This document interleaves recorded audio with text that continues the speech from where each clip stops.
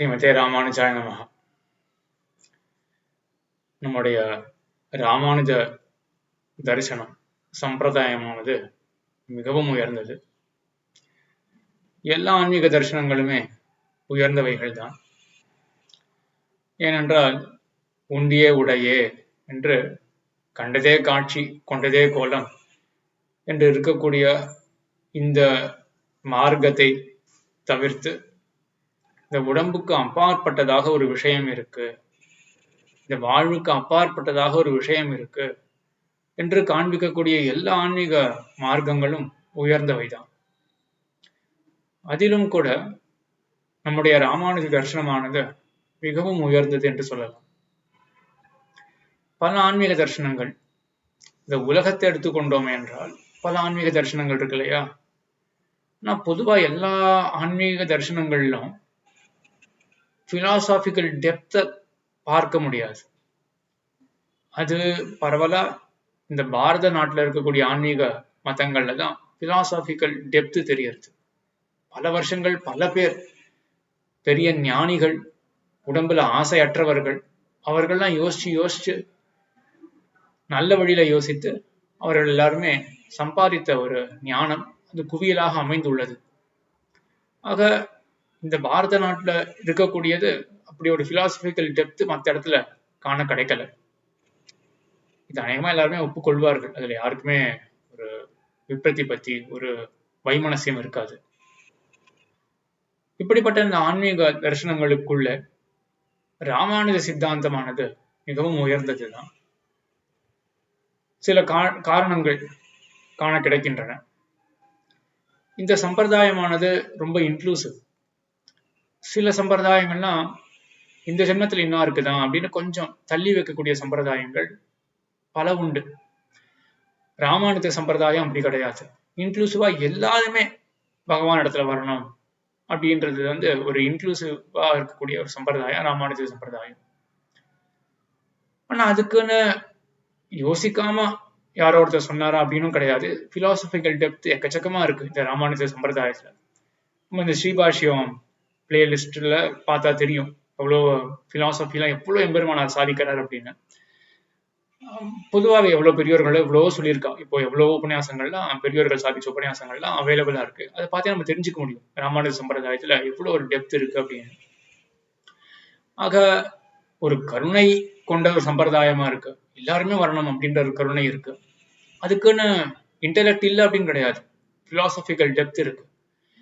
இது எல்லாத்துக்கும் ஒரு அஸ்திவாரத்தை போல திருடமான அஸ்திவாரம் என்ன இந்த ராமானுஜ சம்பிரதாயத்துக்கு என்றால் 12 ஆழ்வார்கள், 11 ஆழ்வார்கள் அவர்கள் அருளி செய்த திவ்ய பிரபந்தங்கள். இதான் இந்த சம்பிரதாயத்தினுடைய அஸ்திவாரமே, திருடமான அஸ்திவாரம். இந்த திவ்ய பிரபந்தத்துல இல்லாதது என்ன இருக்கு?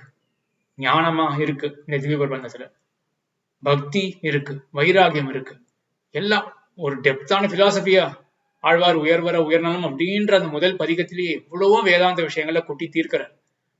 ஆக எல்லா விஷயங்களும் அமைய பெற்ற திவ்ய பிரபந்தங்களை ஆதாரமாக கொண்ட இந்த ராமானுஜ சம்பிரதாயம் மிகவும் உயர்ந்தது.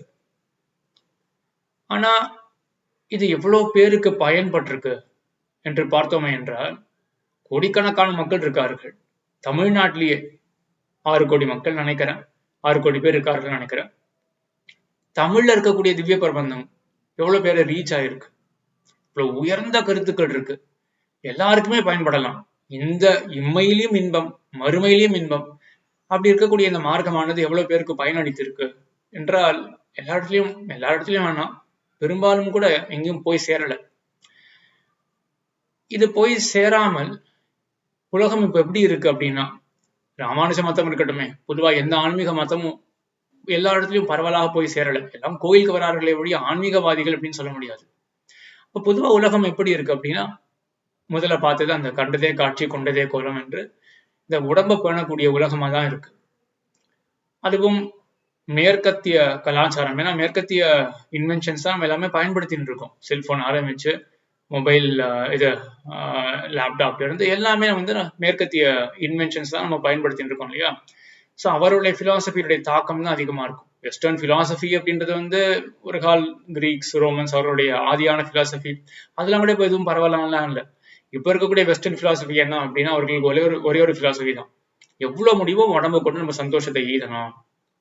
ஃபாக்ஸ் நியூஸ்னு ஒரு கேபிள் நியூஸ் நெட்வொர்க் இருக்கு அமெரிக்கால, பிரசித்தமானது, நிறைய பேர் தெரிஞ்சிருக்கலாம். அதனுடைய ஓனர் அவன் வந்து 90 வயசு தாண்டினவன். அவன் என்னன்னா சில வருஷங்கள் முன்னாடி தான் 90 வயசுல அவன் வந்து எத்தனாவது கல்யாணம் தெரியல, கல்யாணம் பண்ணிட்டான் 90 வயசுல. அப்போ போற காலத்துல கூட அவர்களுக்கு என்ன நினைவு அப்படின்னா உடம்பு எப்படி பாடணும், உடம்பால என்ன சுகத்தை ஈதணும், உடம்பு உடம்பு உடம்புன்னே இருக்கக்கூடியவர்கள். இப்போ அந்த நினைவு தான் உலகம் பூரா பரவி இருக்கு. ஆக ஆன்மீக தரிசனத்துக்குள்ளே யாருமே வருது கிடையாது. இப்ப வந்தா கூட நம்ம நாட்டிலேயே சில நல்ல இயக்கங்கள்லாம் நடத்துறவர்கள் நேர்மையானவர்கள் அப்படின்னு நினைச்சு சொல்றேன். ஏன்னா நேர்மையோட யார் என்ன பண்ணாலும் அது கண்டிப்பா ஆதரிக்கத்தக்கதுதான். ஆர்ட் ஆஃப் லிவிங் அப்படின்னு ஒண்ணு இருக்கு, ஈஷா ஃபவுண்டேஷன், மைண்ட் இன்ஜினியரிங் அப்படின்னு சொல்றார்கள். இவர்கள் பண்றவர்கள்லாம் நேர்மையாளர்களாக இருந்தார்கள் என்றால் கண்டிப்பா அவர்களும் மதிக்கத்தக்கவர்கள் தான்.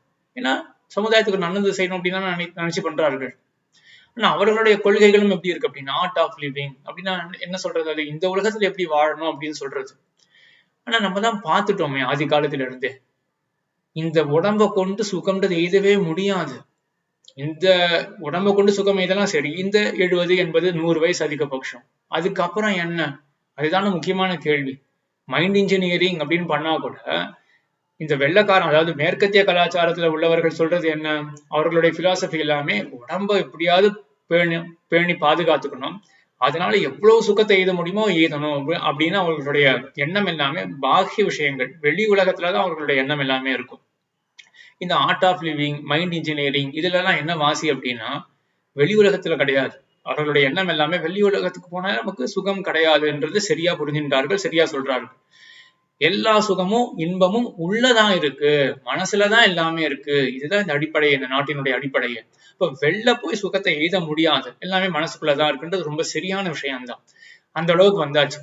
ஆனா இந்த மனசும் கூட இந்த உடம்போட முடிஞ்சு போயிடுமே, உடம்பு முடிஞ்சப்பறம் என்ன அப்படின்றத பார்த்து யாரும் சொல்றதா தெரியல. அது சொல்லக்கூடியது எல்லாமே இந்த ராமானுஜ சித்தாந்தம், ராமானுஜ மதம் போன்ற உண்மையான ஆன்மீக மதங்கள் தான் மறுமைக்கு என்ன அப்படின்னு சொல்லக்கூடியவைகள். சரி, இப்போ இந்த ஆர்ட் ஆஃப் லிவிங் போன்ற இயக்கங்களே பெரிய ஒன்றும் தாக்கத்தை ஏற்படுத்தல. அந்த வெஸ்டர்ன் பிலாசபி தான் ரொம்பவே தாக்கத்தை ஏற்படுத்தி இருக்கு. அதை விட்டா கூட மறுபடியும் இந்த உலகத்துல இந்த ஜென்மத்துல எப்படி வாழணும் அப்படின்ற ஒரு எண்ணத்தை கொடுக்கக்கூடிய இயக்கங்கள் தான் இருக்கு. ஆனா இந்த ராமானுஜ மதமானது எவ்வளவு உயர்ந்த விஷயங்களை தன்னிடத்தை அடக்கி கொண்டிருந்தாலும் பெரும்பாலும் மக்களுக்கு பயன் அளிக்காமலே இருக்கு. ஏன் என்று யோசிக்கும் பொழுது அடியனுக்கு சில காரணங்கள் தோன்றிற்று. விஷயங்கள்லாம் ரொம்ப உயர்ந்ததாக இந்த ராமானுஜ சித்தாந்தத்துல இருக்கு. ஆனா பிரதிபந்தகமா தடுப்பாக சிலது இன்னும் பெருத்த விஷயங்கள் இருக்கிறதுனால இது வந்து நீரு பூத்த நெருப்பு போல இருக்கு. நெருப்பு இருக்கு, மேல நீர் சாம்பல் மூடி இருக்கு அப்படின்னு வச்சுக்கோமே, அதனுடைய அந்த ஒளியே தெரியாது இல்லையா. நீர் பூத்த நெருப்பு வெறும் தணலா மட்டும் இருக்கு, அது ஒளிக்கவே இல்லை, அது வந்து பிரகாசிக்கவே இல்லை. ஆக இப்படி ஒரு பொக்கிஷமா தன்னிடத்துல இவ்வளவு உயர்ந்த அர்த்தங்களை கொண்டிருந்த பொழுதிலும் என்ன அந்த நீர் மேல ஏற்பட்டிருக்கு, பூத்திருக்கு என்றால், முதல் கேஸ்ட் சிஸ்டம் அப்படின்றது ஒரு பெரிய பிரதிபந்தகம், ஒரு பெரிய தடை. இது பாரத நாட்டுல இருக்கக்கூடிய, இந்த நாட்டுலதான் உண்மையாக எல்லாம் ஆன்மீகவாதம் அப்படின்னு இந்த நாட்டுல தான். ஆனா இந்த ஆன்மீகத்துக்குள்ள வராதபடியாக ஒரு பெரிய தடுப்பு என்ன இருக்குன்னா இந்த கேஸ்ட் சிஸ்டம்ன்றது இருக்கு. இதை டினையே பண்ண முடியாது. இது ஒரு பெரிய ஒரு பிரதிபந்தகம், தடை. இப்ப கேஸ்ட் சிஸ்டம் ஒரு தடைன்னு சொல்லியாச்சுன்னா அப்போ சாஸ்திரத்தை மீறறோமா அப்படின்னு நினைக்கவே வேண்டாம். நான் சொல்றேன், இந்த கேஸ்ட் சிஸ்டம்ன்றது வேற. எம்பெருமானார் சாதிக்கக்கூடிய அந்த வர்ணாசிரம தர்மம் அப்படின்றது என்டையர்லி டிஃப்ரெண்ட். அதை வந்து நான் எப்படின்றதுலாம் மேற்கொண்டு வீடியோஸ்ல நான் என்னுடைய சிந்தனைகளை, என்னுடைய விண்ணப்பங்களை நான் வெளியிடுறேன். ஆக இந்த கேஸ்ட் சிஸ்டம்ன்றது ஒரு பெரிய தடையாக இருக்கு. ரெண்டாவது தடை என்ன அப்படின்னா, இந்த புஸ்தகங்கள்ல, இந்த கிரந்தங்களை, ஸ்ரீராமாயணத்தை திறந்தோம் அப்படின்னு வச்சுக்கோமே, அதுல எவ்வளவோ ஆழ்ந்த அர்த்தங்கள்லாம் இருக்கு இல்லையா. கடவுள் எப்படிப்பட்டவர், அவர் எப்படி அடையணும் அப்படின்ற அந்த உயர்ந்த உபபிரமணம் அப்படின்னு சொல்றோம் இல்லையா ஸ்ரீராமாயணத்தை.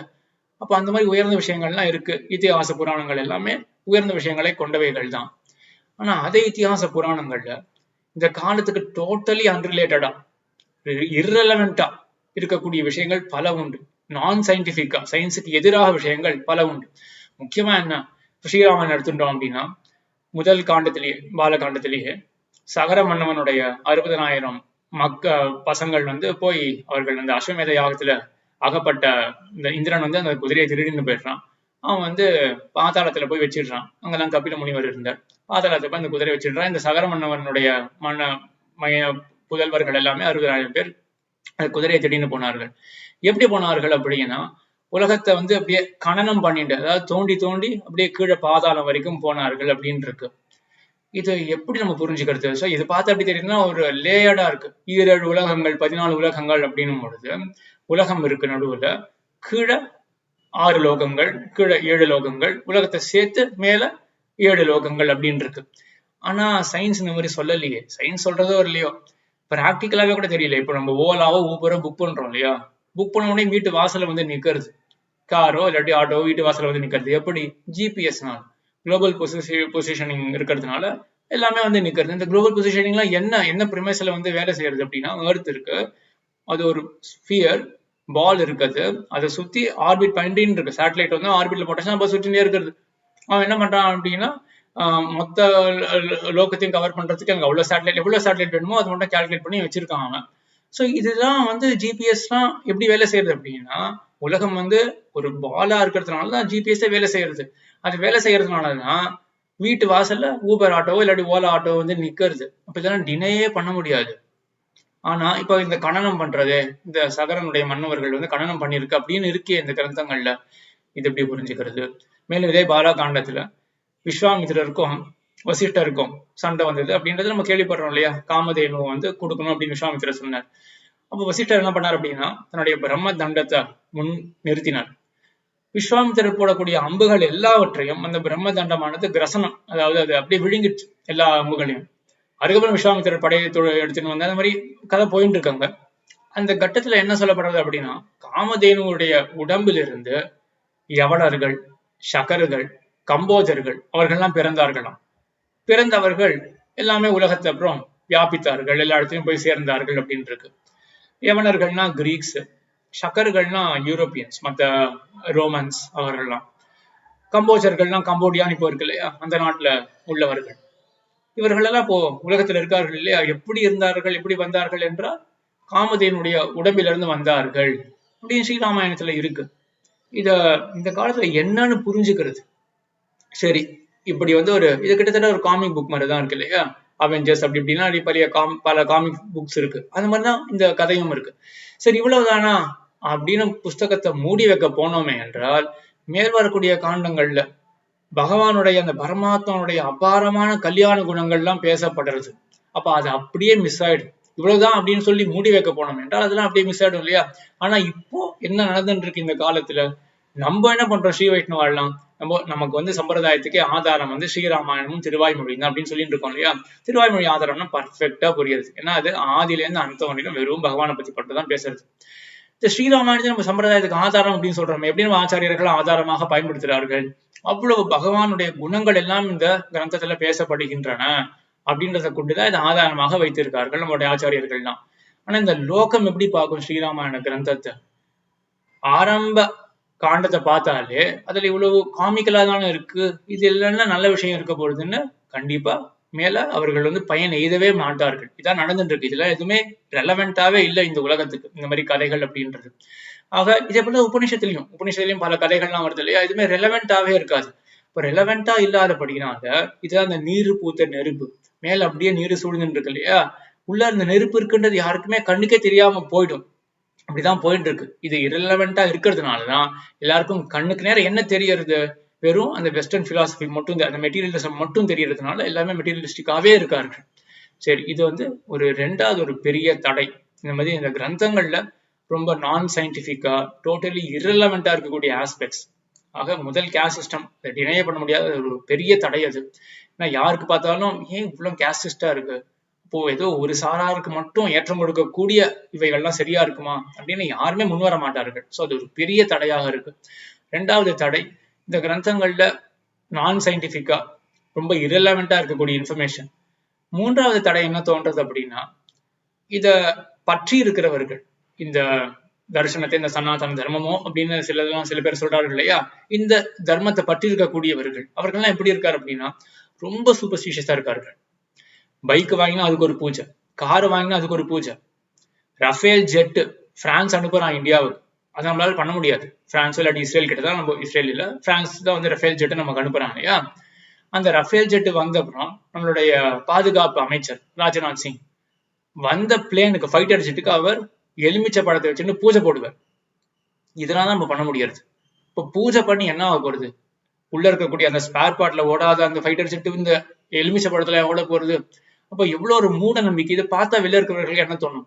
இவ்வளவு சடங்கா, எல்லாத்துக்கும் ஒரு தேங்காய் உடைக்க வேண்டியது, எல்லாத்துக்கும் ஏதாவது ஒரு ஒரு ஒரு அர்த்தமே இல்லாத ஒரு சடங்கை பண்ண வேண்டியது. இப்ப வெறும் இந்த சடங்குலே இவ்வளவு சூப்பர்ஸ்டிஷியஸா இருக்கார்கள். இவர்கள்லாம் அன்சிவிலைஸ்டு பீப்புள் அப்படின்னு தான் எல்லாருக்குமே தோணும் வெளில இருந்து பாக்குறவர்கள். ஆனா இதுக்குள்ள இருக்கக்கூடிய இந்த ஆன்மீக கருத்துக்கள், இந்த உடம்ப காட்டிலும் ஆத்மாவானது வேறுபட்டது, அது பரமாத்மாவை போய் அடையணும் அப்படின்னு இருக்கக்கூடிய இந்த உயர்ந்த ஆன்மீக கருத்து அப்படியே மறைக்கப்பட்டிருக்கு இந்த சடங்குகள்னால. அப்போ இதெல்லாம் எனக்கு வந்து ஒரு பெரிய தடையாக தோன்றது.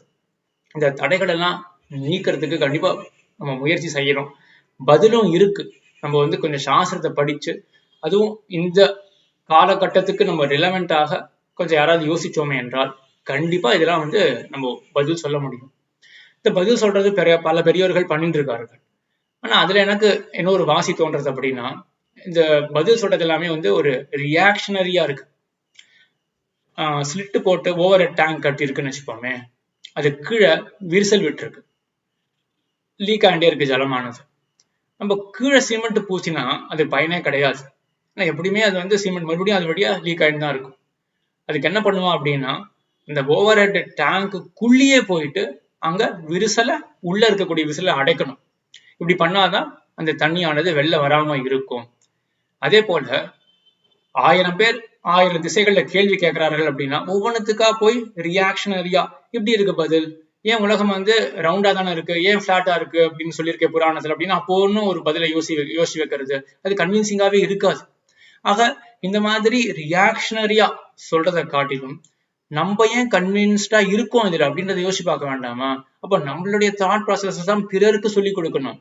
ரியாக்ஷனரியா இல்லாமல் அவர்களோடவே போய் எல்லாரையுமே ஒரு ஸ்டேக் ஹோல்டரா ஆக்கி எல்லாரையுமே இன்வால்வ் பண்ணி இப்படிதான் இந்த மதத்துல யோசிக்கிறது அப்படின்னு எல்லாரோடையும் சேர்ந்து யோசிச்சு எல்லாரையும் அரவணைச்சுண்டு நம்ம பண்ணோம் என்றால் அப்ப எல்லாருக்குமே இந்த விஷயத்துல கன்விக்ஷன் ஏற்பட்டு, இப்ப நம்ம எப்படி இதுல இருக்கக்கூடிய அந்த நீரை அகற்றிட்டு அந்த நெருப்பை நாம் பிரகாசிக்கக்கூடிய அந்த நெருப்பை நாம் அனுபவிச்சுட்டு இருக்கோமோ அதே போலதான் எல்லாருமே இந்த தடைகள் எல்லாம் நீக்கி உள்ள இருக்கக்கூடிய அந்த ஆழமான விஷயங்கள் எல்லாருமே கற்பார்கள். ஆக என்னுடைய எண்ணம் இதுதான். இந்த முதல்ல இந்த கேஸ்ட் சிஸ்டம் விஷயம் தொடங்கிய என்ன பண்ணணும் அப்படின்னா, இந்த சொசைட்டியை கன்வின்ஸ் பண்ணணும். சமுதாயத்தை வந்து நாங்க இந்த விதத்துல இந்த மாதிரி கன்வின்ஸ் ஆயிருக்கோம், இது உங்களுக்கு ஓகேவா அப்படின்னு தான் கேட்கணும். அடியனுடைய அபிப்பிராயம் என்ன இன்னும் கூட ஒண்ணு இருக்கு. எல்லாருக்குமே ஒரு ஆன்மீக உணர்ச்சி வந்தாலே போதும். ஆன்மீக உணர்ச்சின்றது அடிப்படையான உணர்ச்சி என்ன, இந்த வாழ்க்கையை காட்டிலும் அப்பாற்பட்டதாக ஒரு விஷயம் இருக்கு அப்படின்றத அறிந்து கொண்டாலே கூட போதும். கடவுள் ஒருத்தர் இருக்கார் அப்படின்னு அறிந்து கொண்டாலே அது ஒரு பெரிய விஷயம். அதுக்கப்புறம் கண்ணு மூக்கு வாய் வைக்கிறது ஒரு பெரிய கஷ்டமே கிடையாது. நான் ராஜா கிடையாது, நான் சுதந்திரம் கிடையாது, அந்த கடவுளுக்கு நான் அடிமை அப்படின்ற எண்ணம் வந்தாலே அதுவே ஒரு பெரிய விஷயம். அதுக்கப்புறம் இந்த ராமானுஜ சித்தாந்தம் இப்படி இருக்கு, மற்ற சித்தாந்தங்களும் இருக்கு, நீங்க எடுத்துக்கோங்க, உங்களுக்கு எது கன்வின்சிங்கா இருக்கோ அந்த பாதையில போகலாமே, இங்க வந்தீங்கன்னா நம்ம சேர்ந்து யோசிக்கலாமே இப்படின்னு எல்லாரையும் ஸ்டேக் ஹோல்டர் ஆக்கி அரவணைச்சு நம்ம யோசிச்சாதான் எல்லாருக்குமே இது பயன்படும் என்று தோன்றது. இந்த விஷயமாக மேற்கொண்டு நான் பல விண்ணப்பங்களை புரிகிறேன். இதுல இந்த வீடியோவை கேட்டு யாருக்கு ஒரு கன்விக்ஷன் ஏற்பட்டிருக்கோ, ஆமா இது சமுதாயத்துக்கு பயன்படும், இது வந்து கொஞ்சம் தேவையான விஷயம்தான். ஏன்னா நம்ம ரியாக்ஷனரியா எதுவும் பண்ணாம முதல்ல எங்க வந்து அந்த அடியிலேயே எங்க அந்த லீக்கேஜ் இருக்கோ அதை ஃபில் பண்ண பாக்குறோம் அப்படின்னு இது சரியான ஒரு அப்ரோச் அப்படின்னு யாருக்கு தோன்றதோ அவர்கள் வந்து இந்த கீழ்கண்ட அந்த வாட்ஸ்அப் குரூப்ல சேரலாம். எனக்கு பண்ணக்கூடிய உதவி என்ன அப்படின்னா, எல்லாருடைய ஒப்பீனியனும் கொஞ்சம் முக்கியம். நான் சரியாதான் யோசிக்கிறேன் அப்படின்னு தெரியறதுக்கு எனக்கு எல்லாருடைய ஒப்பீனியனும் வேண்டியிருக்கும். அதனால இந்த கீழ்கண்ட வாட்ஸ்அப் குரூப்ல சேர்ந்தீர்கள் என்றால் நம்ம எல்லாம் கூட சேர்ந்து முதல்ல இந்த ராமானுஜ சம்பிரதாயத்தில் இருக்கக்கூடியவர்கள் நம்ம எல்லாம் ஒண்ணு சேர்ந்து சரி இப்படித்தான் நம்ம வந்து வெளி உலகத்துக்கு நம்மளுடைய மதத்தை ப்ரொஜெக்ட் பண்ண போறோம் அப்படின்னு நம்ம டிசைட் பண்ணிட்டோம்னா அதுக்கப்புறம் சம்பிரதாயத்தில் இருக்கக்கூடிய சன்னியாசி ஜீயர்கள், துறவிகள், அவர்களை அண்டி உண்மையாகவே ராமானுஜ சம்பிரதாயத்துக்காக வாழக்கூடிய ஆச்சரியமான துறவிகள்லாம் எழுந்துள்ளிருக்கார்கள். அவர்களை அண்டி இந்த சம்பிரதாயத்தை நம்ம வெளி உலகத்துக்கு இதை ரீச் பண்ண வைக்கணும். அந்த முயற்சி சஃலமாகிறதுக்கு உங்களுடைய சப்போர்ட் வேண்டியிருக்கு. கீழ்கண்ட இந்த வாட்ஸ்அப் குரூப்ல இணைய வேண்டும் என்று பிரார்த்தித்து அமைகின்றேன். எம்பெருமானார் திருவடிகளே தஞ்சம். ஆழ்வார் எம்பெருமானார் ஜிகர் திருவடிகளே சரணம்.